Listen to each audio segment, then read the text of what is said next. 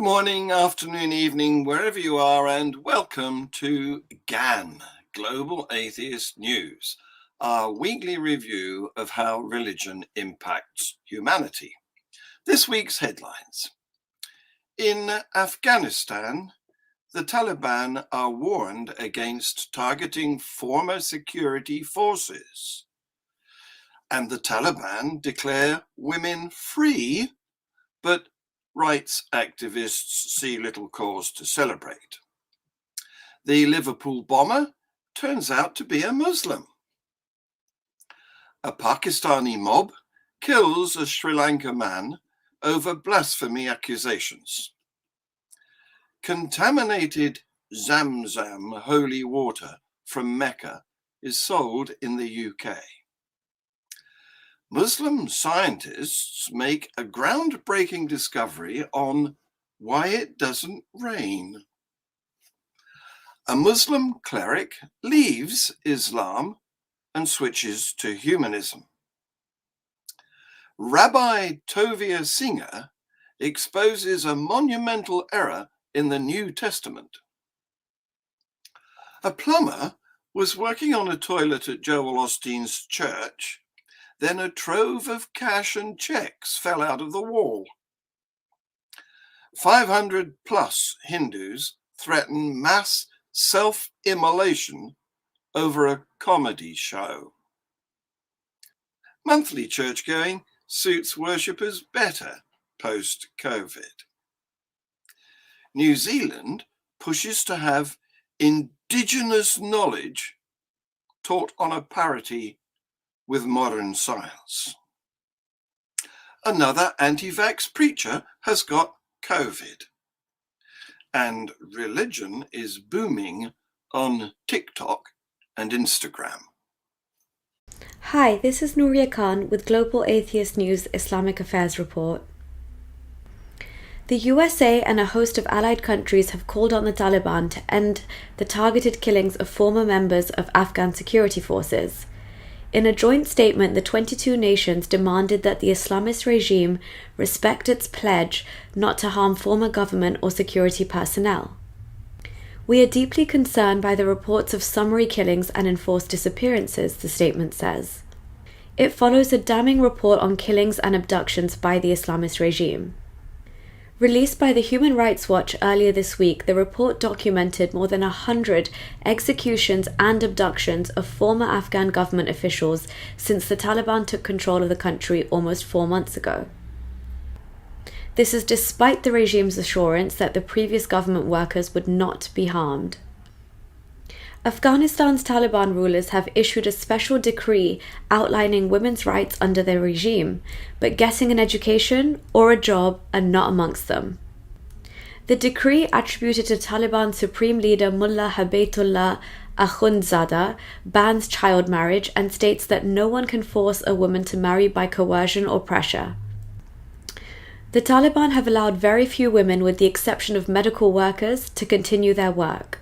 Many professional women have fled the country or given up on their careers, and girls and young women have not been allowed to return to school beyond their elementary years. Keeping girls out of school, warned the UNICEF director in last month's report, was likely to fuel the problem of child marriage. As most teenage girls are still not allowed to go back to school, the risk of child marriage is now even higher. Education is often the best protection against negative coping mechanisms such as child marriage and child labour, the report said. Since retaking Afghanistan this summer, the Taliban's leaders have been pushing Western governments for formal recognition as the legitimate rulers of the country. No foreign states have recognised the Taliban government so far. Many experts and rights activists see the decree on Friday as being aimed more at other countries than it is at affording Afghan women any real rights. The Taliban are just posturing for international attention and recognition, Dr. Bahal Jalali, a former professor at the American University of Afghanistan, told CBS News.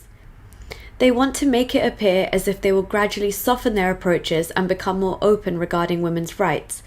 It's of course not sincere. It is just a ploy to make themselves appear more moderate. In response to the decree, a group of women's rights activists held a gathering in Kabul on Sunday. Fearing reprisals from the Taliban, the event was held indoors. The participants expressed their dissatisfaction over the decree, calling on the United Nations and the international community to pay close attention to women's rights in Afghanistan. The Taliban's decree summarizes all of the women's rights only in the context of marriage and shows that the Taliban's thinking when it comes to women does not go beyond the home, housekeeping, and marriage. Huda Khamosh, one of the organizers of the event, told CBS News.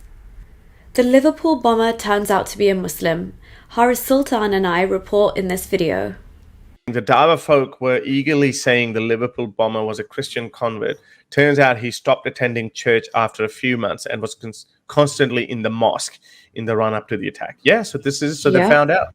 Have we? I know we spoke about it, but we didn't know his identity at that time. So this is what, like 2 weeks ago now, 3 weeks ago when this happened? Yeah, well, so do we basically... have any more information? Yeah, because Stop Skying Man is right. Basically, they've launched an investigation now into this because they've realized that there's a lot of people who are potentially abusing the system. So in the sense that they're playing the religious card just to stay in the UK and not be deported back to like stricter Muslim countries, which would penalize them for their, change of religion. But obviously these people are, in a really, really bad situation. They will do anything to start a new life in this country, and unfortunately that includes lying. This is actually a huge problem, and at least finally now MPs are also realizing it, but they are going to actually do an inquiry into this, because I think it was called the Alpha something course, which is the course that he claims to have done to convert to Christianity. There is now the spotlight being put on organizations like that, but as far as I think the people he was a tenant with for a good couple of months, they fully did believe that he was a Christian. He would pray with them every night, and he attended church and things like that. But definitely you can tell that, this is, in a way, it is a form of, I would go as far as to say, Haris, it is a kind of like a form of taqiyya, because you literally are pretending that you've converted to another religion just to get something favorable to help you ultimately carry out your general mission. But obviously he got denied asylum, and it wasn't even considered by the court apparently, and therefore he wanted to take out revenge, and he was actually on his way to the cathedral anyway. So that just goes to show you even more that his loyalties clearly still lay with Islam. A Muslim mob in eastern Pakistan lynched a Sri Lankan man Friday before burning his body for allegedly insulting the Prophet Muhammad. Police identified the victim as Priyantha Kumara, saying he was working as an export manager at a private sports equipment factory in Sialkot, an industrial city in the country's most populous Punjab province. A co-worker reportedly accused the slain foreigner of desecrating and removing posters from factory walls bearing the name of the Prophet Muhammad, before informing others about the alleged blasphemy act. Witnesses and area police officers said factory workers quickly gathered in large numbers and fatally attacked Kumara inside the facility. They later dragged his body to a nearby road and torched it. Hassan Khawar, the Punjab government spokesman, told reporters while sharing details of the incident.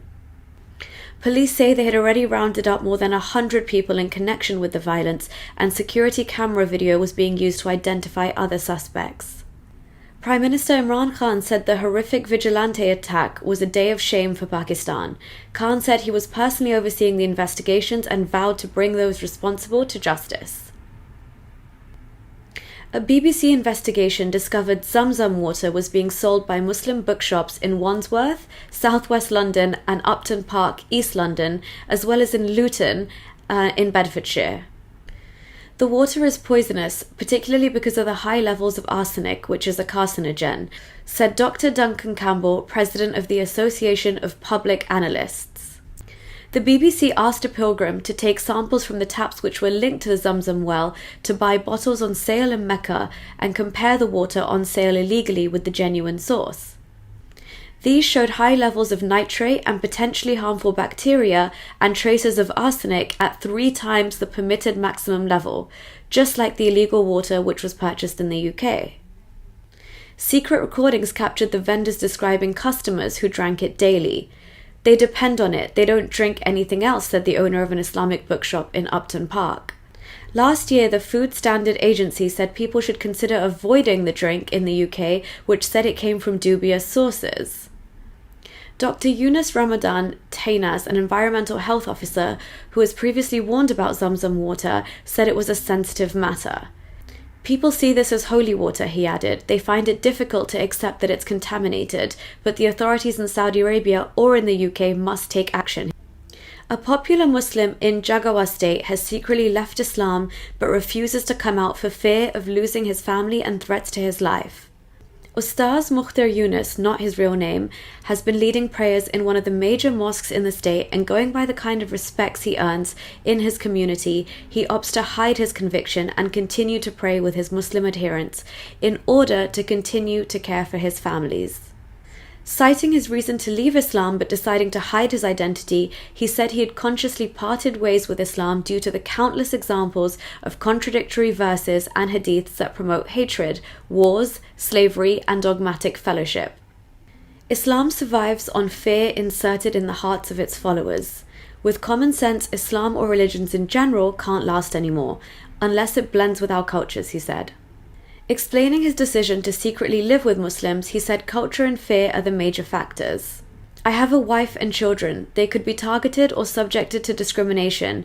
I have relatives who will pose a threat to my life. In fact, our culture has blended with Islam in such a way that our lives are deeply attached to Islam, he added. We welcomed him to a new order that promotes love, freedom, and human dignity. We also promised to never reveal his secret or engage with any trolls that could expose him. Somebody has written Muhammad on babies' nappies, called diapers in America, in Pakistan, and now that's why there's a drought, claim Muslims. Please see this video. देख रहे हैं तो यहाँ पर सारे मुसलमान जमा हो चुके हैं और इसकी सबसे बड़ी वजह यह है कि आज हमने इससे पहले सोशल मीडिया पे एक वीडियो वायरल हुई थी जिसमें कहा गया था कि डायपर जो है उन पर मोहम्मद रसूलुल्लाह सल्लल्लाहु अलैहि वसल्लम का नामी इसमें मुबारक लिखा हुआ है।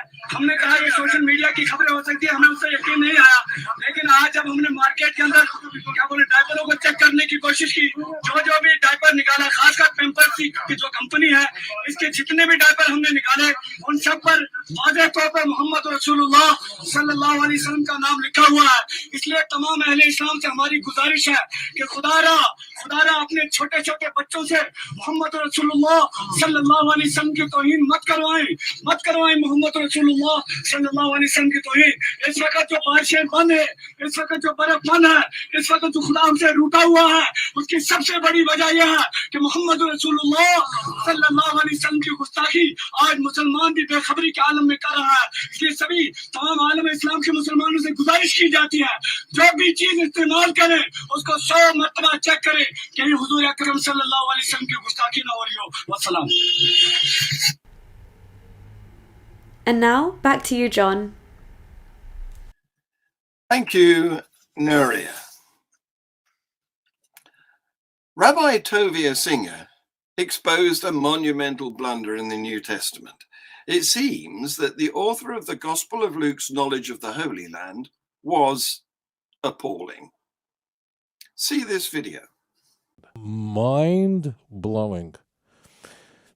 I don't know if in all my, and I've been broadcasting a long time, I don't know if anyone ever asked that question before. And what I'm about to say, you will definitely have heard of. So what he's talking about is the Maori Machpelah. I should just translate that. And the Maori Machpelah is the tomb in which Abraham, Isaac, and Jacob are buried along with their wives.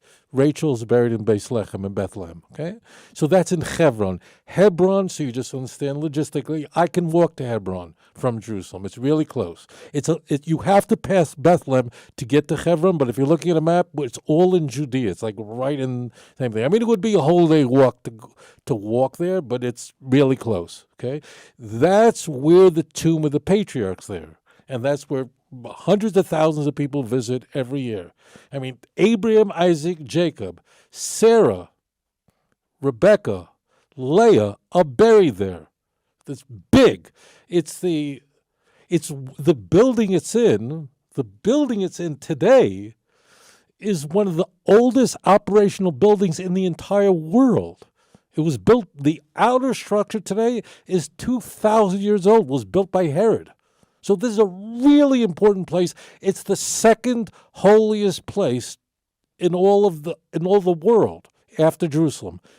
Now, the reason why this setup is vital is you often hear from Christian apologists that you could tell from Luke that he had an intimate familiarity with the land of Israel.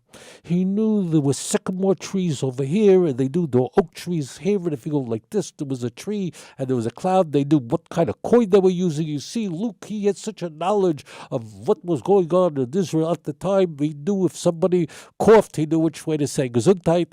He knew I hear this, and I'm going, the author of Luke knew so little that he didn't know where the Mars Machpelah is, where the tomb of the patriarchs is.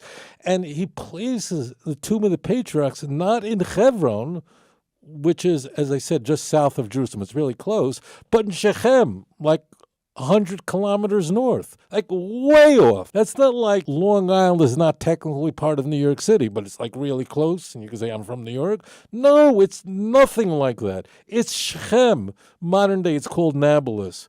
That's a monument. It's not an error. You can't, if somebody says that the Empire State Building is in San Diego, then you pretty much know that this person has no idea. I mean, Shechem is up in the north, all the way up in Samaria. Hebron is in the heart of the Holy Land, in the heart of Judea. Do not argue that the author of Luke was intimately familiar with the land of Israel. Stop that. A plumber doing maintenance work at Pastor Joel Osteen's Lakewood Church stumbled across checks and cash hidden in a wall, a discovery that may yield clues to an unsolved burglary reported by the congregation 7 years ago. Back in 2014, Lakewood Church, led by Osteen and his wife Victoria, reported to police the loss of more than $600,000 in a burglary. See this video. Now to developments in a story that KPRC2 has been tracking for years now. Hundreds of thousands of dollars reported missing from Lakewood Church may have been found in a bathroom wall of the church. I mean, it may sound hard to believe, and the claim made on a radio show is raising eyebrows all over Houston. We're talking about a $600,000 reported theft here. KPRC2's Rochelle Turner talked to one of the DJs who heard the claim this morning. Rochelle, this is just simply wow, pretty unbelievable. Christine, Andy, wow, crazy. Can you believe it? Oh my gosh, really? Yes, that is what many people are going to be thinking once they watch this story. A plumber just doing his job at Lakewood Church discovered an undisclosed amount of money. It was the craziest phone call we've ever had. Meet George Lindsay. He's the morning show co-host for the morning bullpen at 100.3 The Bull. It's the greatest job ever. This morning, the co-host asked people about valuable things they found and received a call from a plumber who recently did some work at Lakewood Church. There was a loose toilet in the wall, and we removed the tile. Well, they removed the tile. Went to go remove the toilet, and I moved some insulation away, and about 500 envelopes fell out of the wall. And I was like, oh, wow. Back in 2014, the mega church made headlines after someone stole $600,000. Obviously, this case remains under investigation. 7 years later, a man fixing a toilet at the church discovered money in the walls. I went ahead and contacted the maintenance supervisor that was there. And I went ahead and turned it all in. In a statement, Lakewood Church said recently while repair work was being done at Lakewood Church, an undisclosed amount of cash and checks were found. Lakewood immediately notified the Houston Police Department and is assisting them with their investigation. HPD has not confirmed if the money stolen years ago and the money found by the plumber are related. But Lindsay says investigators would have never known about the money if it wasn't for the plumber who discovered it. There's still a lot of questions. If it's that money, why did they never go back and get that money? It's like I said, it's like a movie. I really think I could make a 10-part series on Netflix out of it. And it's still unclear at this hour just how much money that plumber found at the church. It's something that I'm working to get answers for you at 6 o'clock. But a few years ago, when we first reported this story, Crime Stoppers was offering a $25,000 reward. Coming up at 6, you'll hear what the caller had to say when he was asked about that reward. For now, reporting live in Southwest Houston, I'm Rochelle Turner, KPRC 2 News. Wow, all right. On November the 14th, a comedy club in Goa cancelled controversial comedian Manawa Faruqi's sold-out show after over 500 Hindus threatened to set themselves on fire if he was allowed to perform. Faruqi became an international symbol of India's suppression of free expression earlier this year when he and 4 other artists were arrested for allegedly making indecent remarks against Hindu deities. Despite the police openly acknowledging that they had no evidence that Faruqi told such jokes, he spent 35 days in jail. The case against him was motivated by people from his Muslim background. After his release, extreme right-wing Hindu groups have continued to target Faruqi over his stand-up comedy, and numerous shows have been cancelled after credible threats.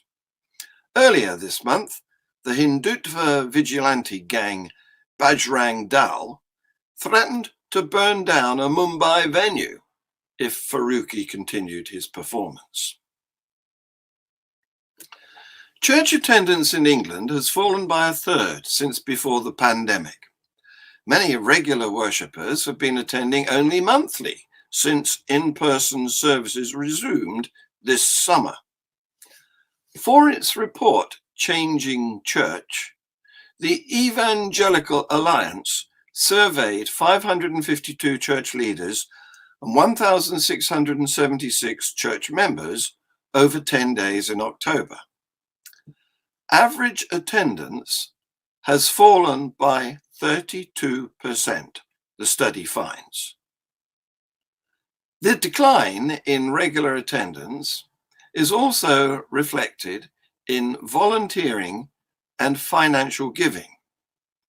Nearly 2/3 of church leaders reported a reduction in both, and most expected a further decline in giving over the next few months.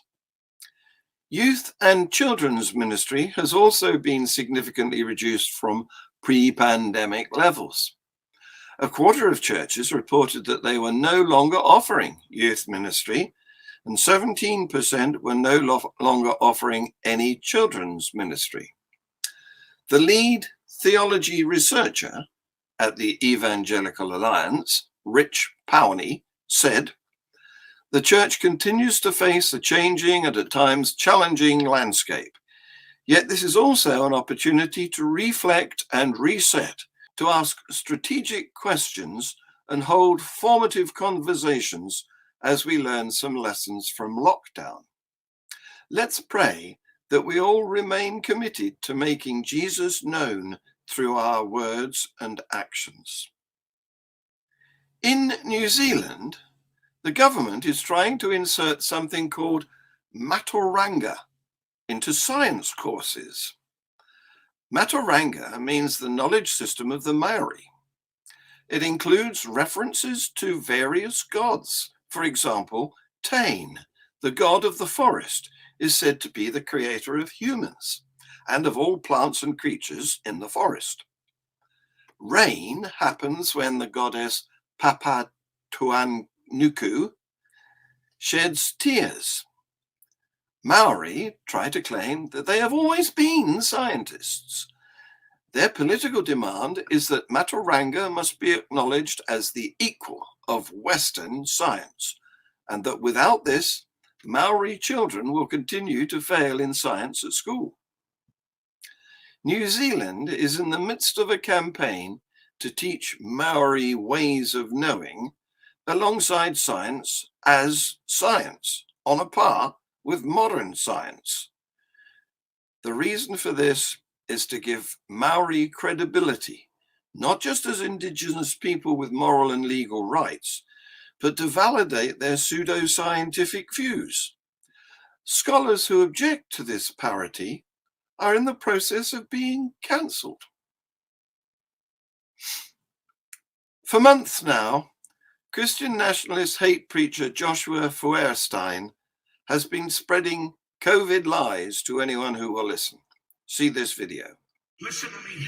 I understand, and let me speak now to the cameras around the world, to every pastor that's watching this broadcast, to every Christian that has cowered in your home. I realize that for this last year that maybe you've been fed fear and fear and fear, but the Bible says that God has not given us the spirit of fear, but of power and of love and a sound mind. You have a sound mind. You don't have to wear the mask. You got Jesus. You don't need the vaccine. You got Jesus.